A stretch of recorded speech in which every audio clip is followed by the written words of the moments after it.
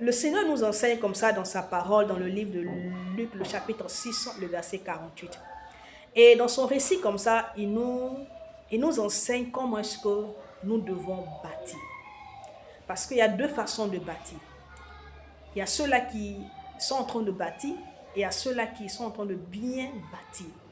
Et donc, en tant qu'enfant de Dieu, Dieu nous interpelle à ne pas que bâtir, mais à bien bâtir. Mais quelle est la différence entre le fait de bâtir et de bien bâtir?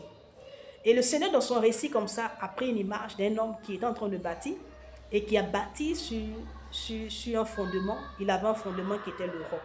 Et donc cet homme était en train de bâtir sa maison, sa vie sur Jésus-Christ.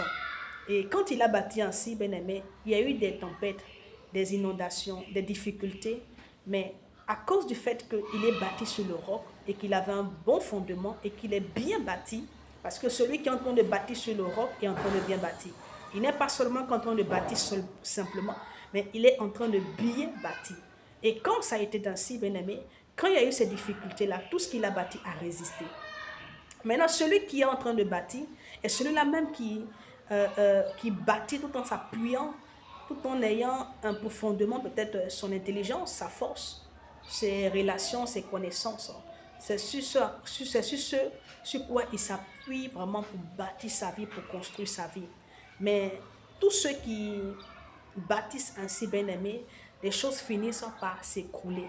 Et c'est la raison pour laquelle certaines personnes se retrouvent à toujours recommencer les choses parce qu'ils se retrouvent dans un perpétuel recommencement.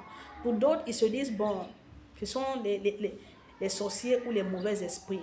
Mais parfois, ce n'est pas le cas. C'est parce que tu ne bâtis pas correctement. Tu ne bâtis pas comme Christ veut que tu bâtisses. Parce que tout ce que tu es en train de bâtir, bien-aimé, n'est pas bien bâti. Et quand je dis ne pas bien bâti, cela veut tout simplement dire que tu n'es pas en train de bâtir sur le roc.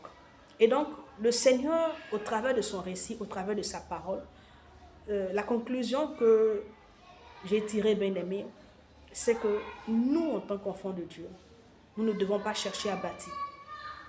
Dieu ne nous appelle pas à bâtir seulement, mais Dieu nous appelle à bien bâtir. Le Seigneur nous appelle à bâtir sur son Fils Jésus-Christ, à bâtir sur le roc. Et donc, je t'invite, bien aimé, à ne pas bâtir, mais à bien bâtir. Que le Seigneur te bénisse.